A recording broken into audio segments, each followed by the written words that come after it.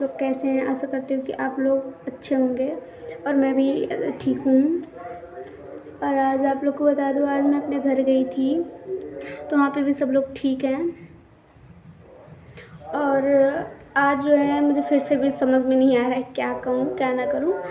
और मुझे लग रहा है कि मुझे मतलब मैं ये सोच रही हूँ कि मैं पूरे दिन का आप लोग को व्लॉग दिखाऊँ। तो आप लोग क्या कहते हो, मैं पूरे दिन का व्लॉग दिखाऊँ या फिर आपको मतलब ऐसे ही जैसे मैं बताती हूँ मेरे घर पे मैं कैसी हूँ और सभी लोग कैसे हैं, मम्मी के जाने के बाद क्या क्या हुआ क्या क्या नहीं हुआ, ये सब बताऊँ या फिर मैं आपको डेली का व्लॉग दूँ।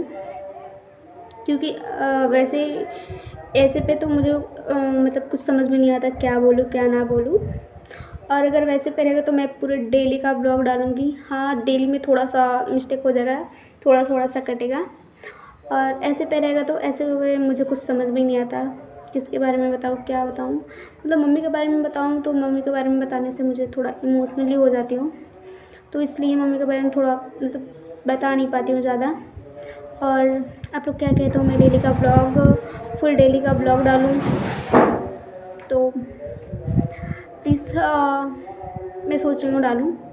और आप लोग ऐसे ही अपना सपोर्ट कीजिए, मुझे ऐसे ही अपना सपोर्ट दीजिए।